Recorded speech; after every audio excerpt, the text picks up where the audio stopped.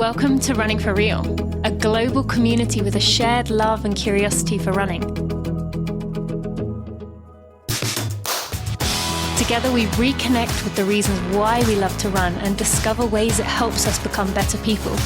Whether it's the quiet moments of a morning run while the rest of the world still sleeps, or befriending the strangers next to you at the start line of a race.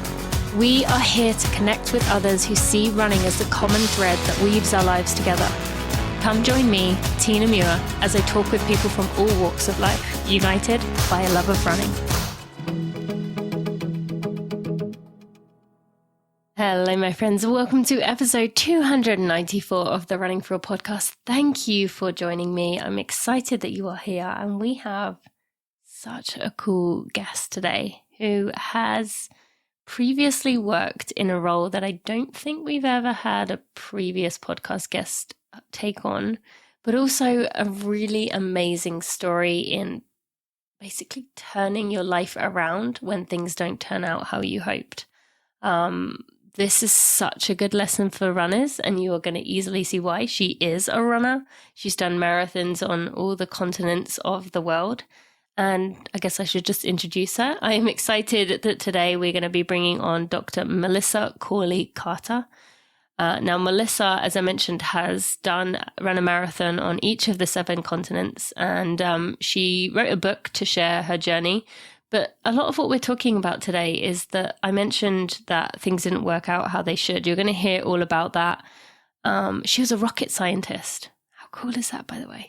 A rocket scientist, had this lifelong dream from childhood, found out, well, I'm not going to ruin any more of the story, but let's just say that it is a really roller coaster of a story and a powerful way of hearing how running is the therapy, is the healer, is the metaphor for all she needed to turn her life around. This is a really powerful story, a really inspirational woman, and I know you're going to resonate with this episode. So without any further ado, let's hear from one of our sponsors and be right to this episode with Melissa Corley Carter. Thank you to Tracksmith for sponsoring this episode of the Running for Real podcast. I appreciate all that Tracksmith has done for the running community, and I want to share a bit of a story today. It's a bit off tangent, but I think you're going to see why this relates. So in the past, before probably about 5 years ago, I thought that clothes were made to be bought, they would be used for a little while, and then they kind of started falling apart, and that was just the way clothes were. And part of that was my usual purchasing of items that I wore day to day from stores like H&M and Primark and other stores that just are typical fast fashion. They're cheap, but they're also cheaply made. And I listened to a podcast recently where they said that the average clothing item from these type of fast fashion stores is designed to last 5 washes. 5 to 10 washes before it starts falling apart.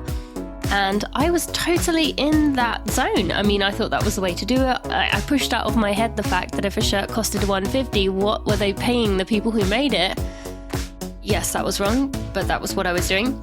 However, Tracksmith changed this because once I put on their products, they were comfortable, they were quality, they felt good. The materials they used, I was going to say the ingredients, the materials they used were strong and durable and could handle the tough life that running clothes have. And so I had these products, I still have them. This is coming up to 4 years later. I still have Tracksmith items, and they look and feel and act exactly the same as the day I got them. They are wonderful. They have lasted well.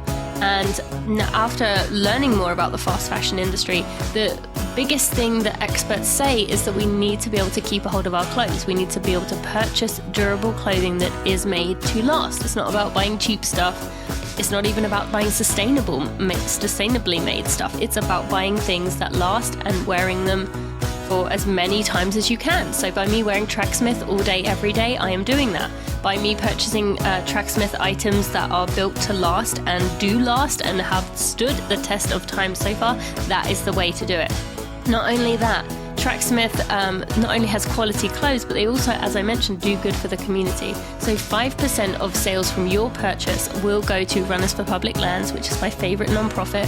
And you will also get free shipping with that order. So you, my friend, can go to the link in the show notes, or you can go to tracksmith.com/collections/running-for-real. So go to tracksmith.com/collections/running-for-real, or go to the show notes to go check out my favorites and get that special offer of using code TINA15.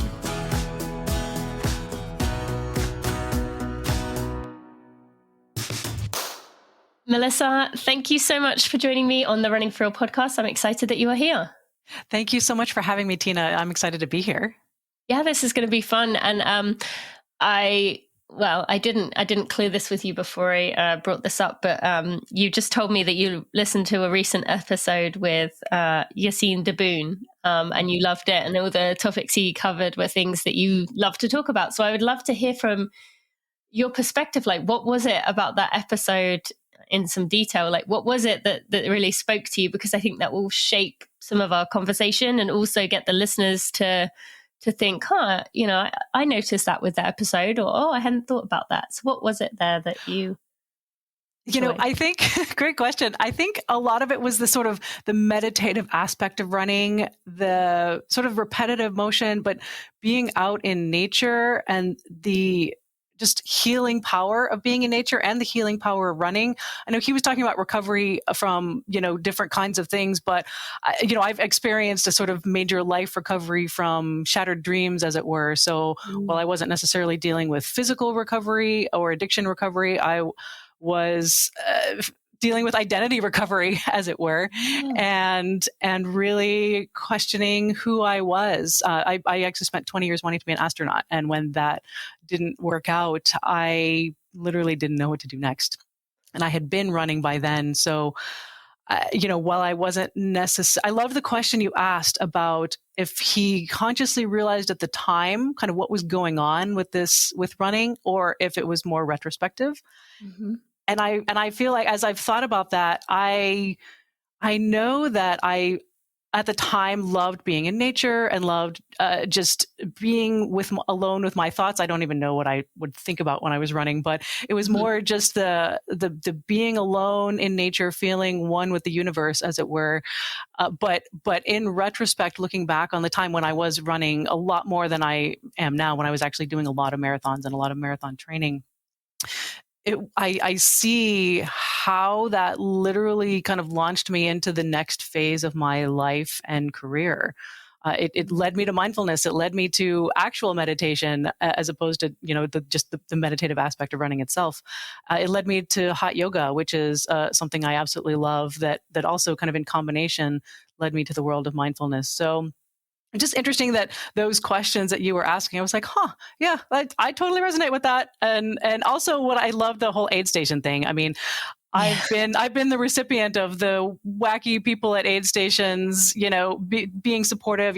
My first marathon was the Big Sur, and I remember near the end, you run by the Point Lobos State Reserve, and there's park rangers out there giving high fives and hugs, and people on the side of the road with signs saying free hugs. And I just, the support aspect in a race is so awesome, especially when you're dragging and it's near the end and you just want to see someone smiling.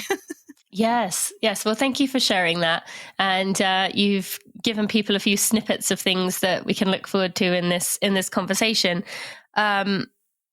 So I'm trying to think about where to begin here. So you mentioned there about wanting to be an astronaut, and I think that's probably the thing that would have, at least in my mind, jumped out, because it's one of those examples, especially as a woman, where I would imagine, and you can correct me if I'm wrong or tell me how this went, was this something you were a little girl saying, I want to be an astronaut? Because it seems astronaut is something that people pick and it's like, I'm going to do this. Like, it's not like something like a fireman or a, I don't know, like people around me with the running world might say, I'm going to be an Olympian or whatever. Like those things are kind of fluid, but an astronaut, like that is a very narrow, high. I mean, Olympian has a few spots, but astronaut, like even more so. Tell us about like the background there. Like, was that something from early ages? It was actually when I was in 5th grade, an astronaut came and talked to my class. And it's funny because I don't actually remember it, but my mom tells me that I came home and was all excited and decided I wanted to be an astronaut, and that was it. So incidentally, I found out, I asked my science teacher in later years who that astronaut was, and I actually met him about 12 years ago. I met him again, as it were, as an adult, and said, hey, you, of course, it was like, you came and talked to my class in 5th grade. And then, of course, I made him feel old. But in any case, it was really cool to kind of go full circle and meet him. And actually, I had met him a couple other times, too. I met him during a robotics competition in 8th grade. So there was all this sort of, or high school, so there's all these sort of connections. But it's funny because they're actually, at least in my experience, there actually are a lot of kids who say they want to be astronauts. It's a pretty popular thing, kind of like firemen. But so lots of people wanted to be an astronaut when they were kids, but then grew out of it, as it were. So mostly it's grown out of, and I did not grow out of it. So I did for 20 years follow the path. I did all the math and science, and I got engineering degrees, and I got a PhD in astronautical engineering, and could say I was a rocket scientist, and so I did all those things. And for me, it was always bad eyesight. I knew I had bad eyesight. I knew I didn't actually qualify, but I crossed my fingers that they would be allowing eye surgery at some point. And then they did. And I went out and got LASIK. And so I had 20/20 vision. And when I was finally able and qualified to apply, I applied, and they said that my eyesight before I got LASIK was so bad that I was disqualified anyway. So that I had not planned for. So it was pretty soul crushing, and I didn't know what to do next. So that was sort of, that's been the major shock and recovery of my life, as it were. Yeah. I mean, I think most people listening would have had something where you're like, you were absolutely confident your life was going in one direction. You felt it, you knew it, you were already living that life in your mind, and then it changes course. And as you said, soul crushing. But as you I'm sure will go on to tell us, like, having spent that much time of your life focused on it, doing all the pieces you need, and then a part of your body being the part that stops you, how did that relationship with your body go from there? Because it's interesting, and I can't wait to hear the story of how you started. You're on here because of running, because of what your body does. Yet it was your body that was the piece that couldn't reach that dream of yours that you'd had for such a long time. Was there a time where you were just like mad at your body, or struggling to understand it, or was it the opposite? That's a really great question. I think I was mad at first. This was actually 10 years ago. We're actually coming up on literally like the 10-year anniversary, April 19th, of when I found out. So I see now that my body saved me, and I'm so grateful. I can't even describe, because I know that was not all the things I did to get to that point are integral pieces of my life, but I'm not here to be an astronaut. I'm here to do something different and something bigger, obviously. But I think at the time I was really upset. I was like, eyesight, seriously? How is that possible? And it's funny. To get the surgery, like you fixed it.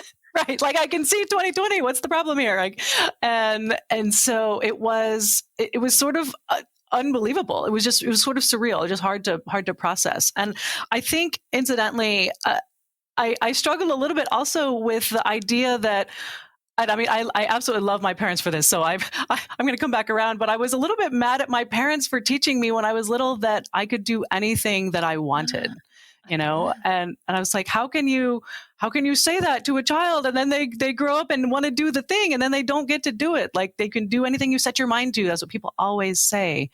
And Wow. What I realize in retrospect is, first of all, a concept of doing anything we set our minds to can lead us astray because our minds are not where the solutions are, if that makes sense. We're so taught and conditioned and trained to figure things out with our minds. But it's really, the mind is for asking questions, asking the universe, what am I here for? And learning to allow the answers in, not necessarily through the head, but through our interaction with the universe on a daily basis. You know, what's the synchronicity? What are the signs and the clues and the whatever else? And so when I look back on it now, I realize that what I really wanted, and so this is the core of everything I do. So I'm a coach now, and I help people live their own dreams. And the core question that I ask is, what do you really want? In this goal, what is your goal behind the goal?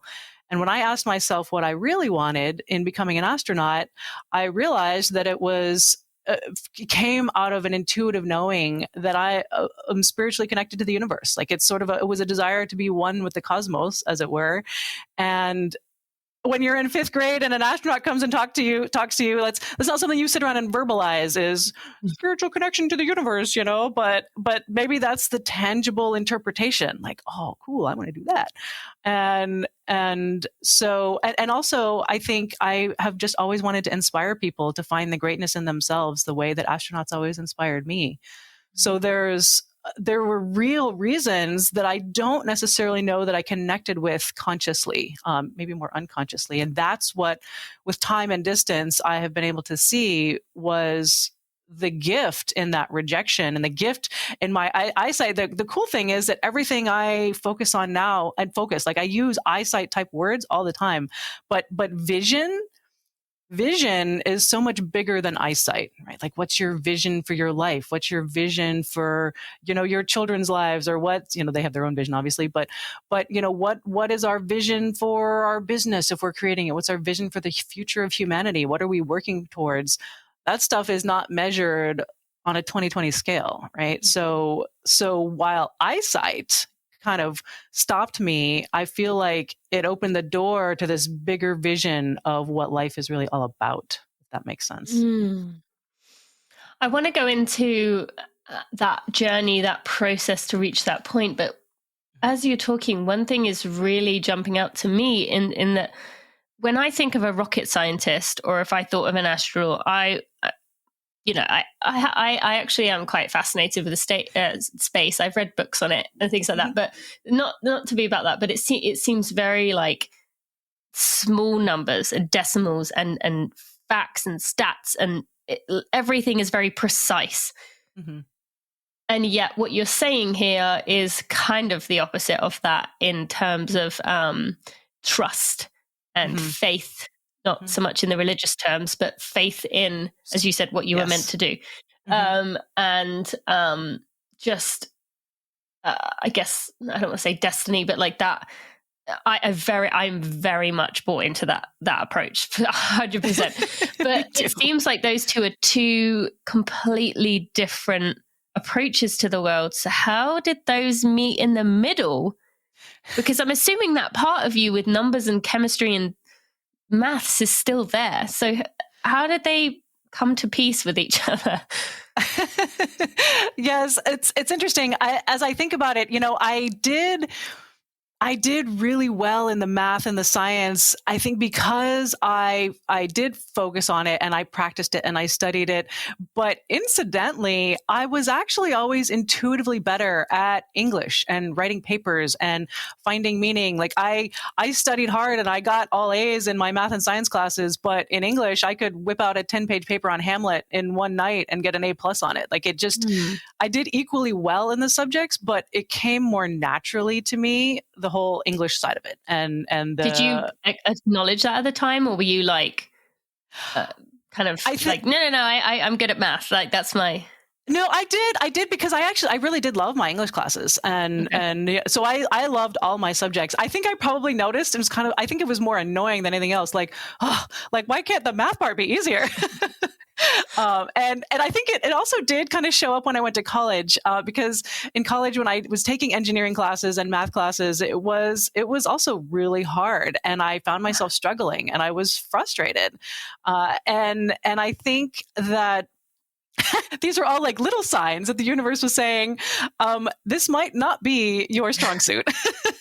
So yes, I can do the math, and I do have, I have been told that I'm very logical. So, but it's sort of like this melding of the logical side and the trust and the faith. And I think it took me a while to really believe that I could leap into the trust and faith, because I had grown up in such this sort of more logical world. And, this is the logical path you're supposed to follow in life. And we don't do woo woo. We don't do the whole, spiritual faith universe thing.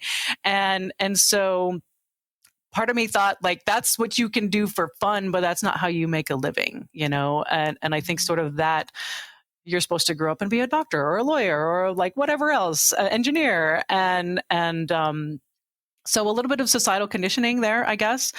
But the thing is that even in when I had engineering jobs, what I was best at was the people, was getting to know people. And, I in my first assignment in the Air Force, I was taking MBA classes at night. So I would leave work, I would go to class, and then I would come back at, like 10 or 11 at night with a pizza for the guys who I knew were still there working.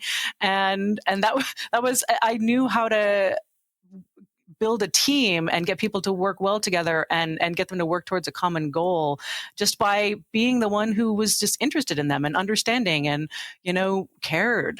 So it was really about, they don't care how much you know until they know how much you care. I was always, A+ on the caring, and the engineering side of it, while I could do it if I worked hard enough, did not come as naturally. So this is all sort of, again, the logical and precise and decimal points was not my path. So it's been really freeing to be able to do what I'm naturally best at.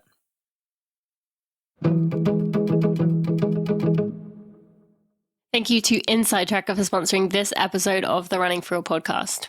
Friends, I'm pretty disappointed right now. I was supposed to have my InsideTracker test done tomorrow. I was going to envision some of you holding my hand while I got my blood taken, because I still hate needles. I still go every 3 months to get my InsideTracker test because I really believe in it, but I still hate needles. I was going to envision you with me, and then I got bronchitis, and now I'm on antibiotics, and so I can't go for a few weeks. And I'm honestly disappointed, because I love seeing the results of my InsideTracker tests. It makes me, I feel you can hear it in my voice, right? It makes me excited to even think about seeing the results, to see what things are now optimized, to see what things I have to work on and give me places to improve, and how to do it. They give you specific foods to add to your diet, specific lifestyle changes to get you to where your body wants to be, and see if you can get that ever closer to optimized while also having a life too. It doesn't mean that you don't get to have a life too. I've managed to optimize most of mine over the years, and I still love to eat ice cream. I still have some chips or something like that each and every day. It doesn't mean that you're going to obsess over getting your body clean foods and healthy foods. It's just going to allow you to take a look at what's on the inside. As we move forward into racing season, we want to see where things are at. We want to be ready to go, and we want to be able to adapt so that we can go for it when the time is right for us within our own bodies and our own schedules. So thank you again to InsideTracker for sponsoring this episode. You, my friend, can get 25% off by going to InsideTracker.com/Tina. That will get you 25% off. InsideTracker.com/Tina. Go check it out. And then in 2 weeks, you can come with me virtually to hold my hand as we go get our InsideTracker test done together, and we can geek out over our results together. Sound like a deal? InsideTracker.com/Tina. Go check it out.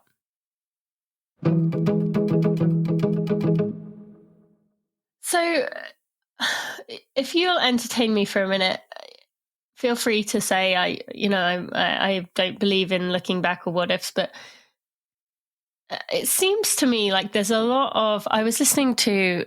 I'm very, very passionate about the sound. I haven't found a good way of explaining this, but about the climate emergency, about raising the alarm on climate change.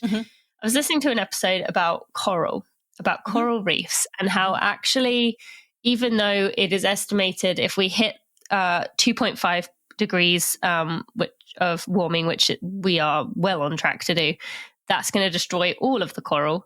If we hit 1.5, that's still going to destroy 90%, up to 90% of the coral. The people who are working in this, experts, the scientists, the I don't even know the names, but the people who are like in amongst the coral every day, they are actually optimistic, or at least the people on this podcast I listened to were. And that was because they said that they have figured out that working different together, so like a scientist working with the researcher, and someone who is out in the field looking at the coral, working with the coral all day, working alongside an engineer, they've figured out if they collaborate together, they can figure this out. They know they can.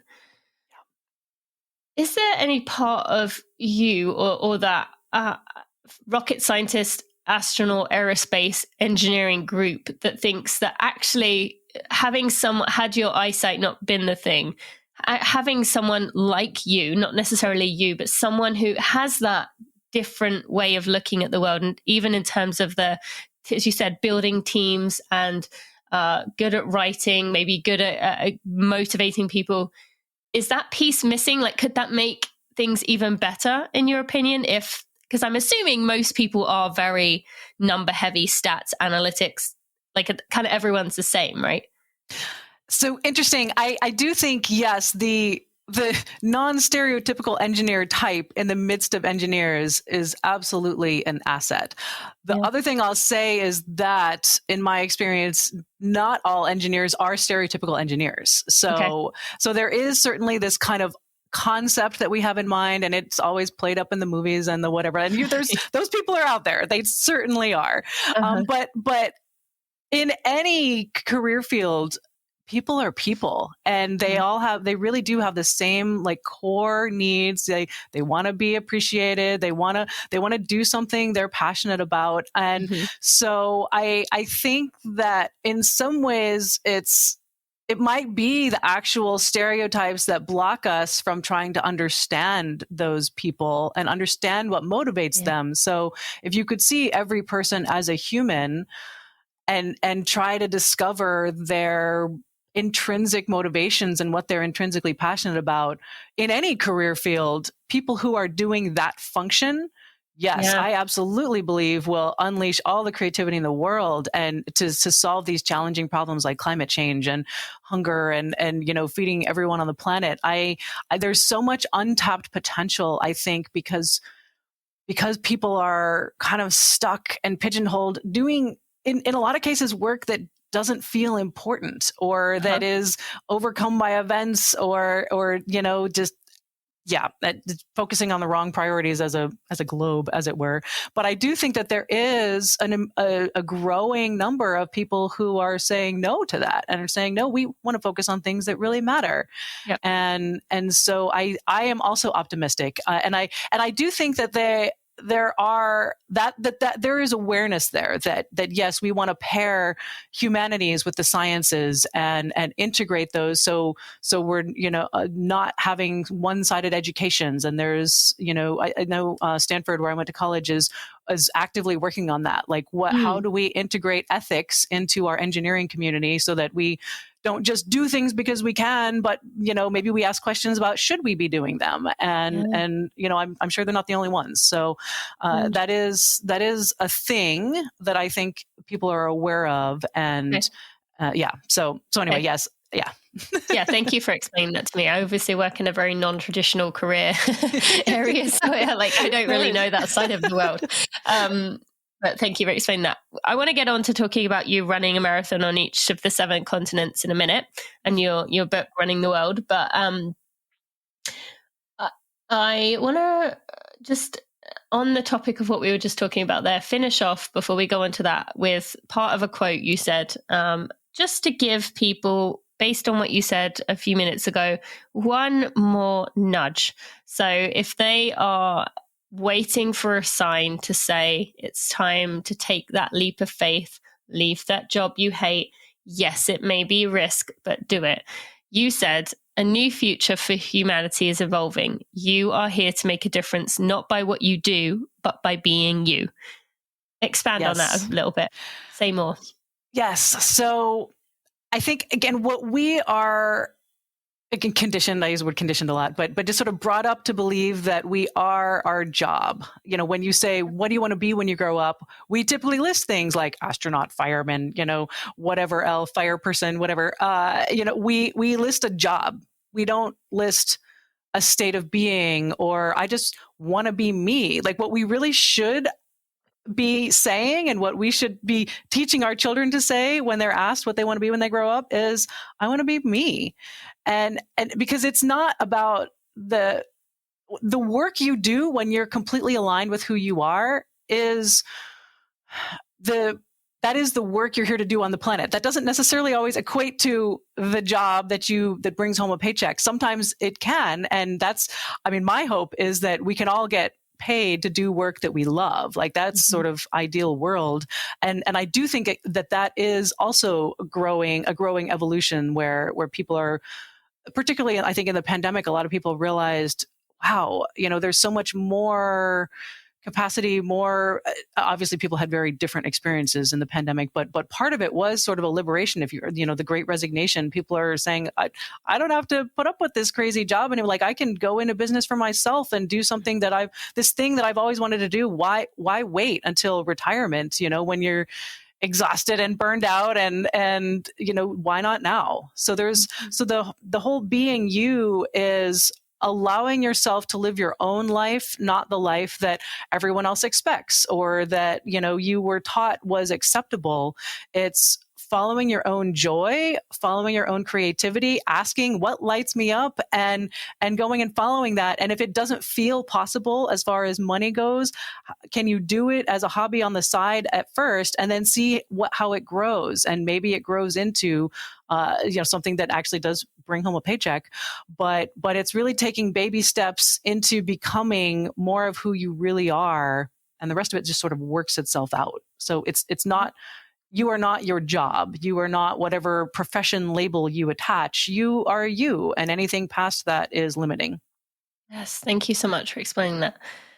Okay, so Running the World is the name of your book, which is about running a marathon on each of the 7 continents. We've already talked about what you were kind of working through as you were going through this journey. So tell us, running, you mentioned it a little bit earlier, but when was running in your life for the first time? Has it been with you all along? It started for me a little bit later in life. I laugh about, I was definitely not much of a runner when I was young. I was on the 7th grade track team and I ran hurdles. And I remember, the only thing I remember about it basically was this one track meet where I was running and the runner next to me tripped over her hurdle and she fell. And I stopped to ask if she was okay. No, I'm not athletically competitive, I think. Yeah.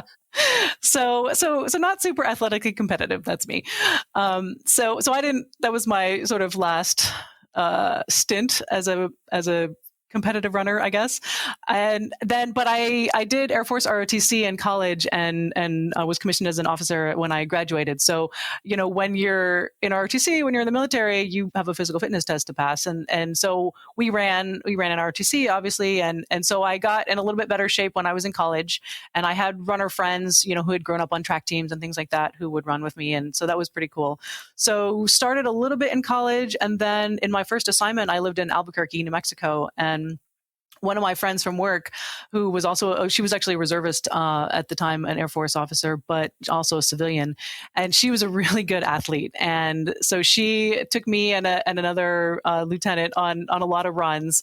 And she took me on my first 8-mile run. And my legs were so wobbly after I did that the next day, but just I had started to get in a little bit better shape. I was doing these longer runs, and then I was talking to my mom about it, and she said, "Hey, you know, there's a marathon in Big Sur," and Big Sur, California, one of the most beautiful places in the world, and it was really a special place to me. And And I thought this was September, and the Big Sur Marathon was in April. And I was like, well, gosh, I mean, the chance to run a marathon in Big Sur, that sounds cool. So, I mean, run a marathon had never crossed my mind. It was not on my bucket list, but I wanted to run a Big Sur. And I was like, I mean, I could do that. So I trained for it. And then when I went to the expo, they had a booth for the Seven Continents Club, which was this group that went around running marathons on all 7 continents. And seriously, that the idea landed, and I never looked back from that. I was like, I mean, why not? That's amazing. How cool is that? So, that was that, and so I decided to do it. And so, where was this in terms of time frame with your big realization? This was before. Yeah, this was before. So the first time I ran Big Sur was 2007. The astronaut thing happened in 2012. Incidentally, that was the year that I finished the continents. So I had run 5 of them. And then it was actually right before Easter Island Rapa Nui marathon that I found out about the astronaut thing. That was 2012, and this is like the cool, crazy realization I had as I looked back at sort of the progression of the marathons and the progression of my life story. So I was in this, running, all the hard work I was doing in life in general were all sort of going on parallel paths. Meanwhile, I had actually started to be excited about running barefoot. I read the book Born to Run, and I totally jumped on the bandwagon of the natural running movement. And that also helped me become more connected to my body, become more connected to the earth. And be more in that sort of meditative space. It was actually after the Antarctica marathon that I started doing hot yoga, and that was in 2011. So I had started doing hot yoga, and they talk about mindfulness and what you learn on the mat you take out into the world. And I've always been super easily inspired, and so just the little phrases here and there and the little life wisdom nuggets would really resonate with me. And so there was all that going on, and then I got the news about the astronaut thing, and then 6 weeks later was the Rapa Nui marathon on Easter Island. And Easter Island, I mean, with all the statues and just the huge mystery surrounding the island, it was. So that's a little bit about Easter Island for someone who may not know. Yeah, so Easter Island is an island in the middle of the Pacific Ocean. It's really far from everything else, and you may have seen pictures of the big giant heads that just sort of stick out of the ground, and they're enormous. They're way bigger than humans, and they're actually more than heads. They actually have bodies, but you typically think of them as just heads. So like the big giant heads, or the statues. That's what Easter Island is really famous for. Incidentally, it's called Easter Island because the European explorers found it on Easter, but it is called Rapa Nui by the indigenous population. But interestingly enough, there's also other, that's what it's known for, but there's other cultures that have come and gone. There was a sort of a birdman cult where people would, swim out to this rock on the edge of the island, and the competition was to come back with the first egg of the season from a bird.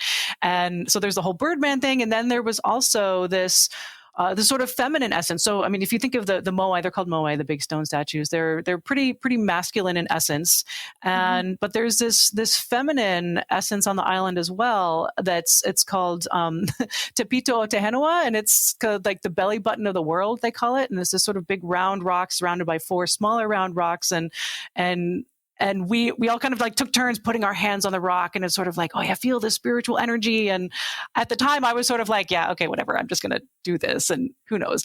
But as I look back, the timing was pretty amazing, from this sort of transition from logical brain world to leap of faith world.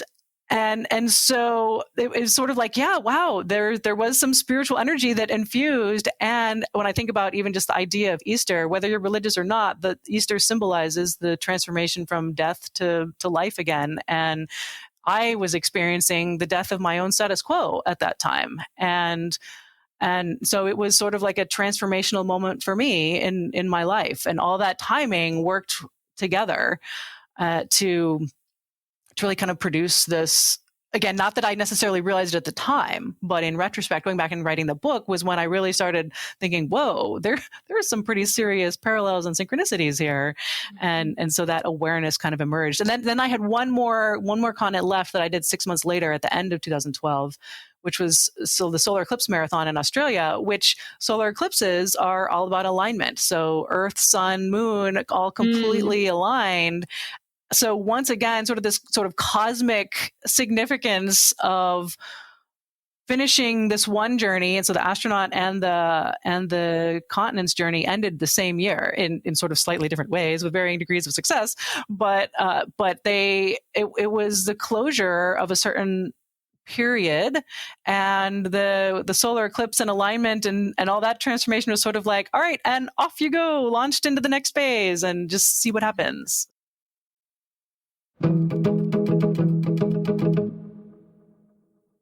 Thank you to the Boulder-thon for sponsoring this episode of the Running For Real podcast. What is the Boulder-thon, you ask? Well, on October 9th, 2022, yep, that is a few months away from now, there will be this second annual Boulder-thon, which has a full marathon, a half marathon, a 10K, and a kids run, and it is run in one of the happiest cities in America.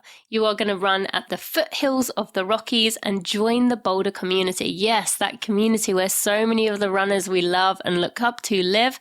You never know, you might run into one of them while you're warming up.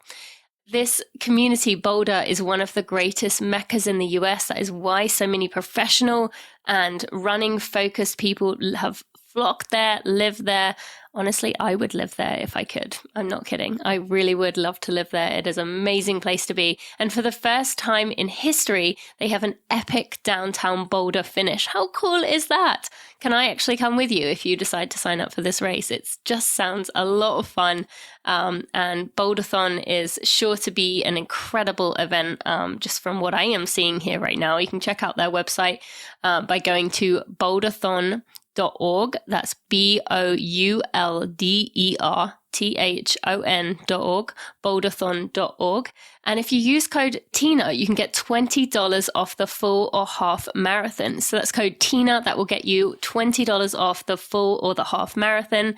And friends, we've been trapped inside for so long. Let's go enjoy some of these races that the US has to offer. There are so many fun things to be doing, and this Boulder-thon is added to my list for sure to be one to be doing. Maybe you will even see me there. Who knows? I may end up signing up. Go to boulderthon.org to check out more information and go do that race October 9th, 2022.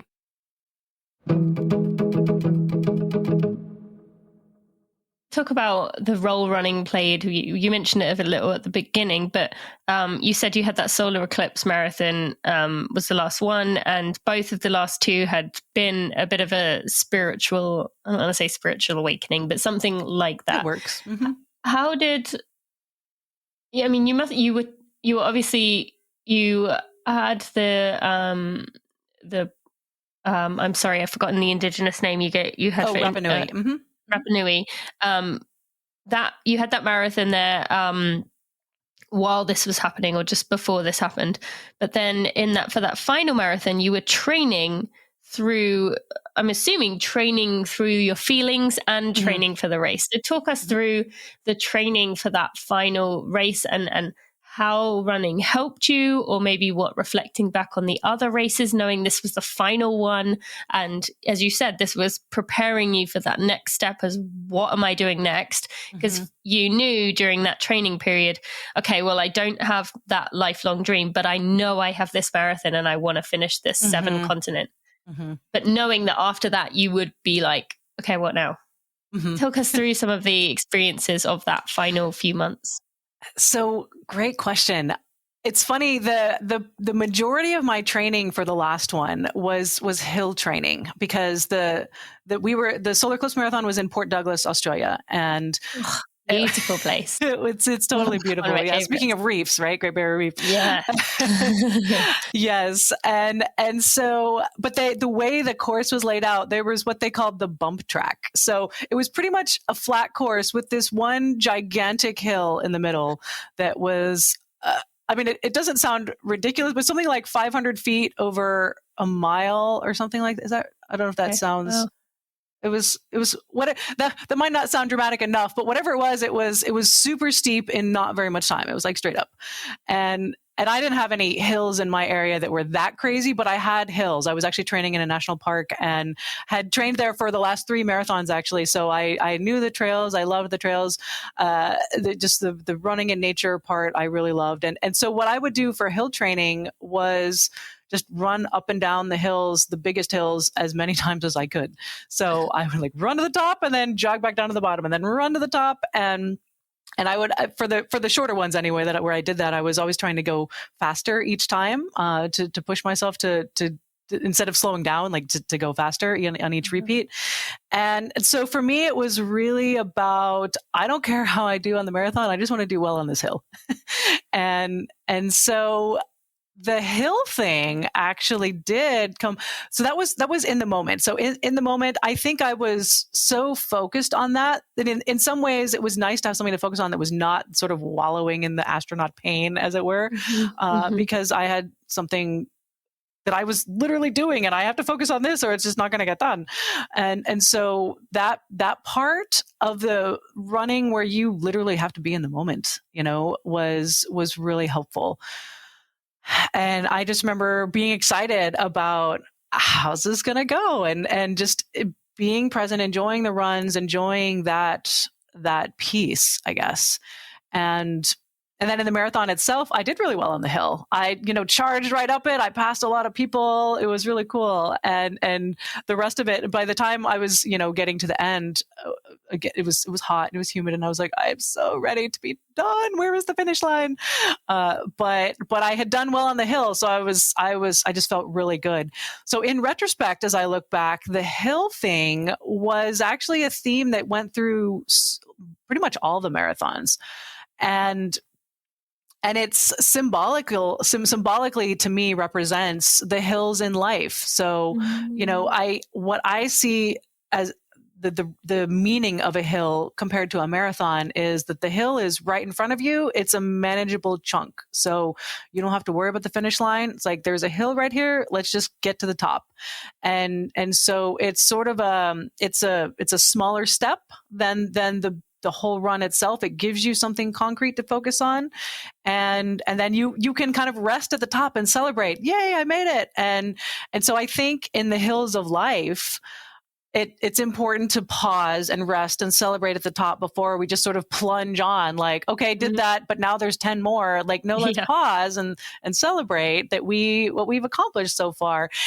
And it also helps you kind of with the overwhelm of like, if you have a big project or a what am I going to do with my life sort of moment that seems sort of like a marathon itself.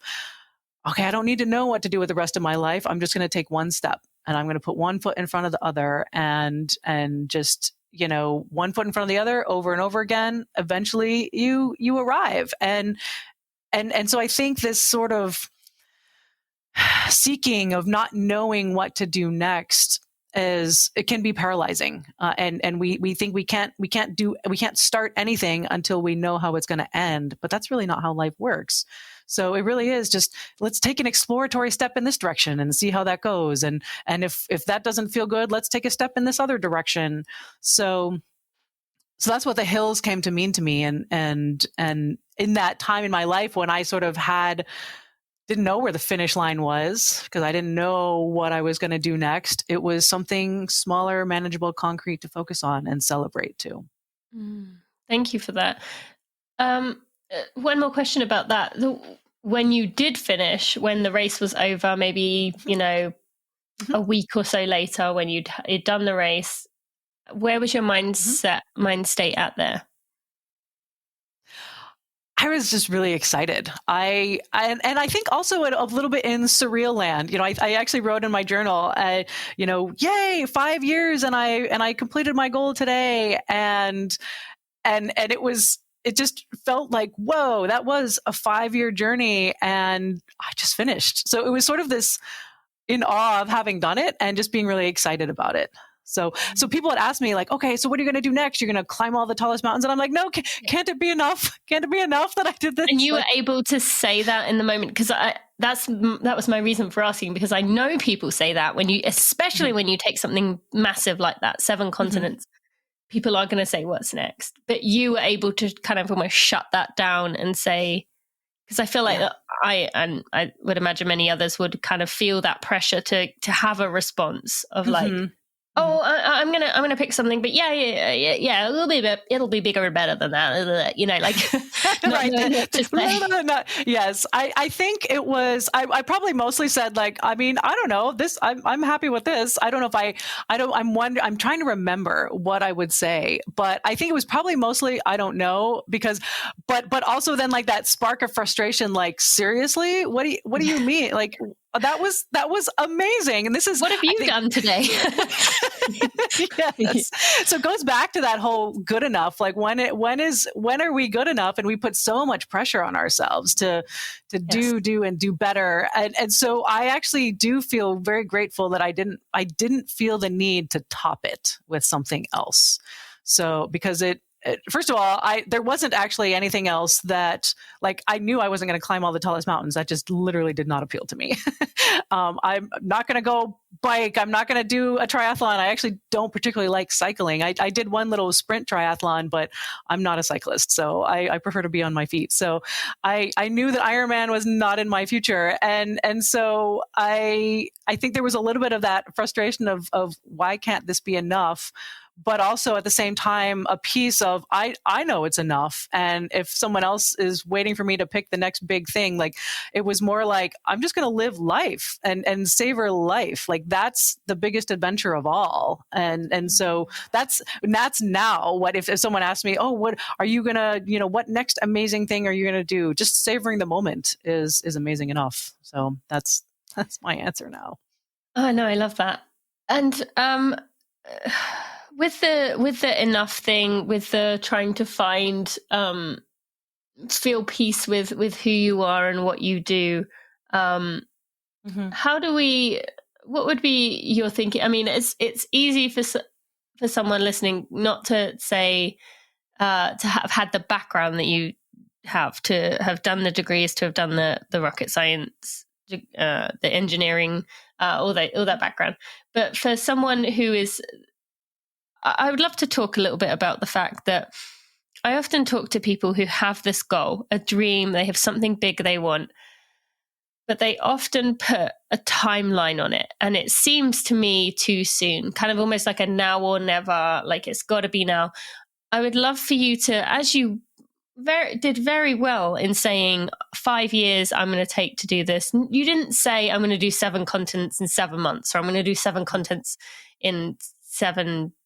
Some people do it in 7 days. Like there's people who actually have done that. So, how did you, what is your advice for someone who maybe in the past has been caught up in, because we all overestimate what we can do in the short term, So what would be your advice for someone who has a dream, has something they really want, but can't seem to find that timeline of what is realistic? Brilliant. Yes. I think that first of all, pausing and connecting to what it is that's important to you about the goal in the first place. So, the goal behind the goal from earlier when we talked, what is it you think achieving this goal is going to give you? What do you think you're going to feel? And what are ways that you're already there? Like, how are you already feeling that? If you want to run a marathon in a certain time or whatever, like, is it to feel accomplished? Is it because you feel excited about the power of your body? Is it like, that's kind of something that you can connect to on a daily basis. If it's to post it on social media, maybe there's a different goal that we could be going for, right? Like, so posting it on social media, what's that going to give you? So examine your motivations. And when you get to the deepest, most intrinsic one, connect to how you're already there. So if you can find your success already today, knowing that it's not tied to the future state, to the future event, the future goal success, that actually takes off so much of the pressure that you can then work towards that goal, not attached to outcome, as it were, because you're already there. You know that it's done. So can you be in that space of trusting that even if that goal doesn't happen, or if it happens, if it takes longer to happen than you think, you're already successful and you're already there. It's already a win. Then I think that, again, eases the pressure, helps you get there too, because you're not being blocked by the pressure you're putting on yourself, and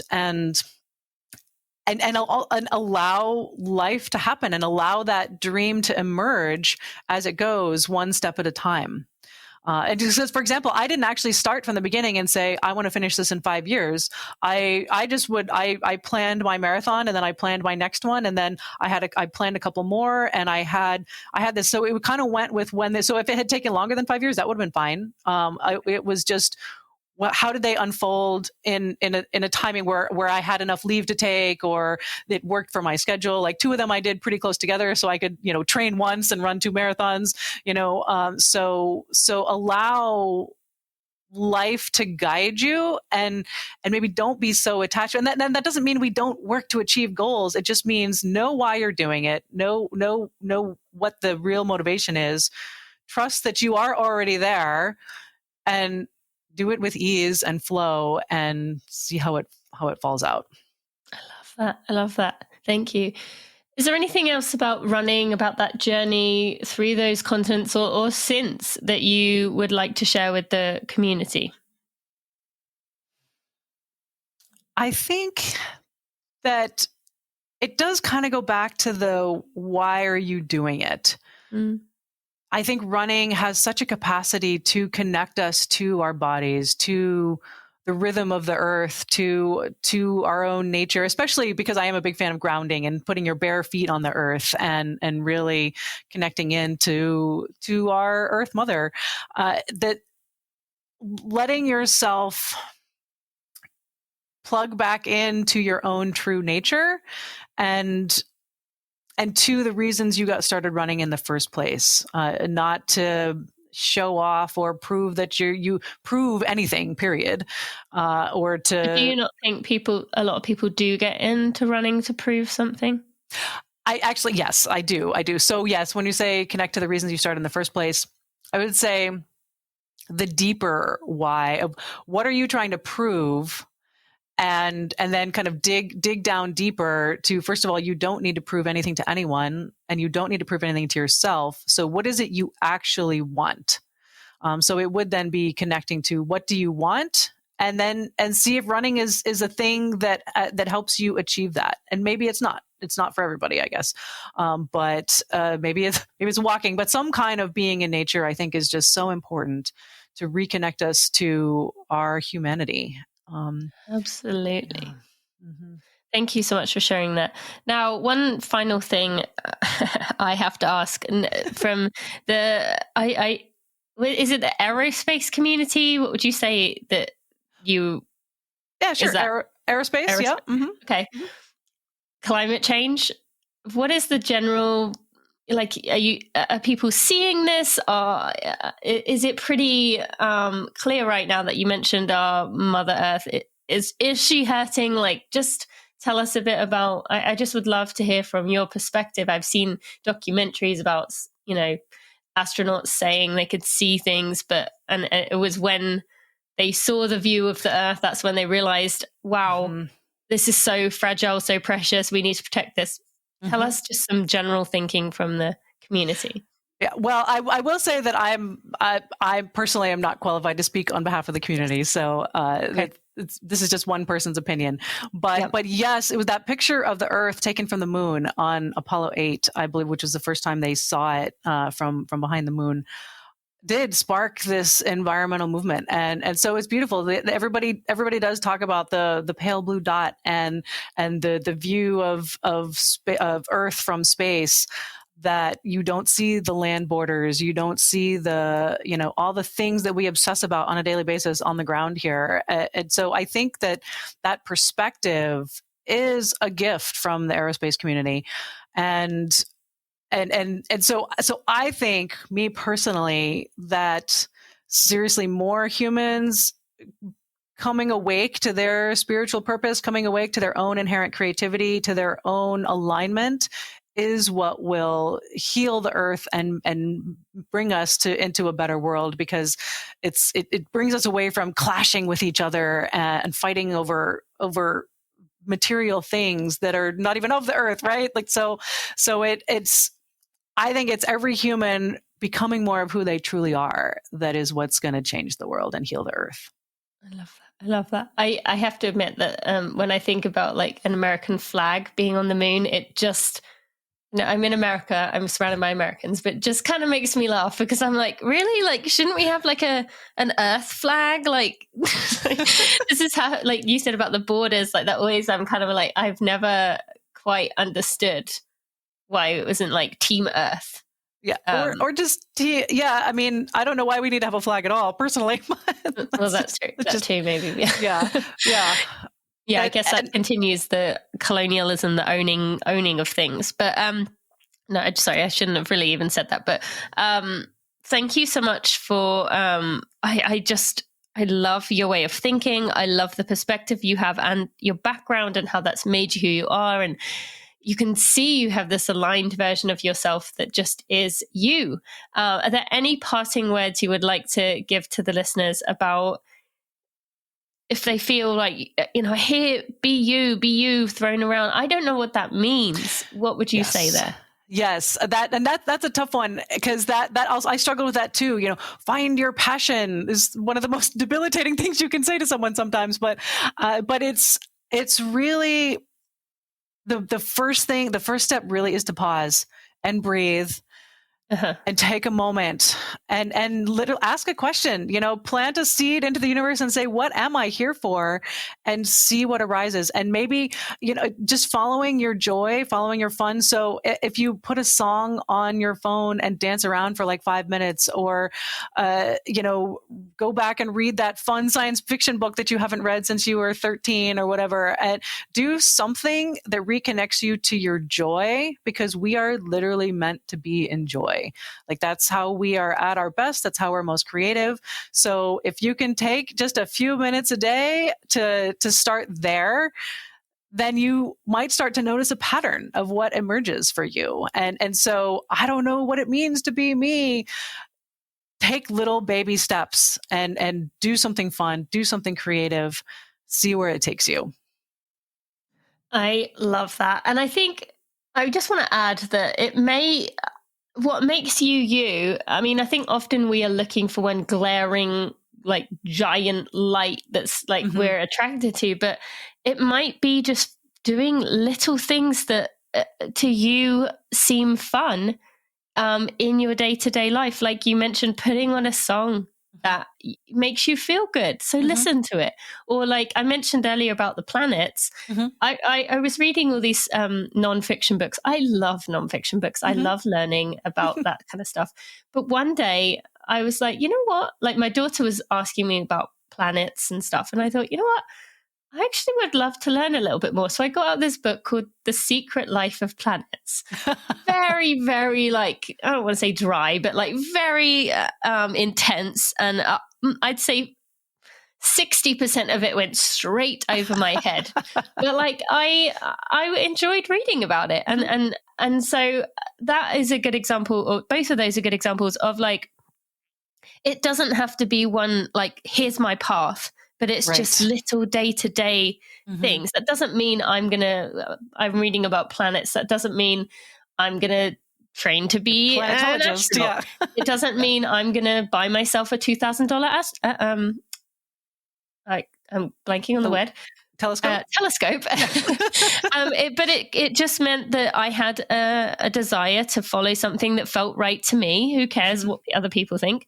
So follow that. So just wanted to add that there, thank you. Yes, and the little tidbit, who cares what other people think? That's so huge, because a lot of times what keeps us from doing that, from following our joy, or if we want to do something now, also creativity is not just art. It's not just drawing or painting or sculpting or whatever. Like there's so many different things that are creative acts, like cooking or making a lunch for a kid, or like going on a walk in nature. These are all things that are creative, but it's not about what other people think. It's about what brings you the joy. And eventually they'll get around to it too. Usually when people kind of put you down for that, it's because they're secretly jealous because they want to do it too. So model the way, lead the way, do this thing because we need more people doing it. Thank you so much, Melissa. I really appreciate you. Your book, Running the World, tell us, I will put links in the show notes. Tell us anything else you want about that and where else people can find you. Yes, absolutely. Running the World it's on Amazon, and it's also at my website, resilienceactually.com. And you can also find me on Instagram, Facebook, and LinkedIn at Melissa Corley Carter. Thank you so much. I appreciate you. I appreciate all the nuggets of wisdom you've left us with today, and look forward to seeing where that path leads you next. Awesome. Thank you so much, Tina. Looking forward to seeing where your path leads you. And I'm really grateful for the work you're doing in the world. Thank you for being you. Hi, friends. Just a quick message to say a big thank you to the Running for Real team. While I may be the face of Running for Real and the voice behind the podcast, there are a group of people who are working tirelessly to provide everything that runners could need within our community to make our community stronger, better, and evolve and grow and learn from one another. We are working really hard to make Running for Real the place we believe it can be within our community.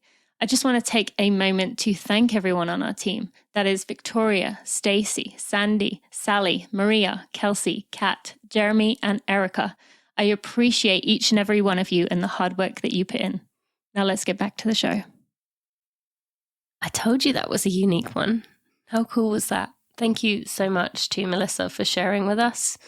And what a good story about when life doesn't turn out how you expect or how you hope. It doesn't mean your life is over. It doesn't mean that things won't be good again. So I loved her story there. Thank you for listening to us today. I just want to remind you of a few events we have coming up. We actually do still have the bi-weekly Together 22 meetups. Those are on Zoom every other Tuesday. The best way you can find out more about those is by going to runningforreal.com and signing up for the newsletter. I will email you a link directly to come join us. It is so wonderful. Just really special time there. And secondly, if you are going to be running Boston, come join Tommy Runs and I for a shakeout at the Tracksmith Trackhouse on Sunday, April 17th. I really would love to see you there. You can find out more information in the show notes or on the Tracksmith website. And the show notes are going to be at runningforreal.com/episode 294. And I want to take a moment to thank our sponsors. Tracksmith is a sponsor today, and that's not why I mention them. With the Shakeout, that's just one of the cool things they do on the side, allowing me the opportunity to record a together run with you and host a Shakeout. But you can donate 5% of your order to Runners for Public Lands if you use code TINA15. Or you can go to the link in the show notes where you can find out some of my favorite items. You can also just get the link directly so that you don't have to go anywhere else. And you also will get free shipping with that. I also want to thank InsideTracker. You can go to InsideTracker.com/Tina to go get yourself 25% off to check out how your blood is doing, how your body is doing, how you are on the inside as we prepare to go into this exciting spring season. And finally, I want to thank the Boulder-thon. Such a cool race. If you haven't signed up for it, haven't checked it out, go to boulderthon.org. There's also a link in the show notes. Really cool opportunity for us. I'm actually going to check it out and consider it myself and see if I can see you there. I would love to see you there.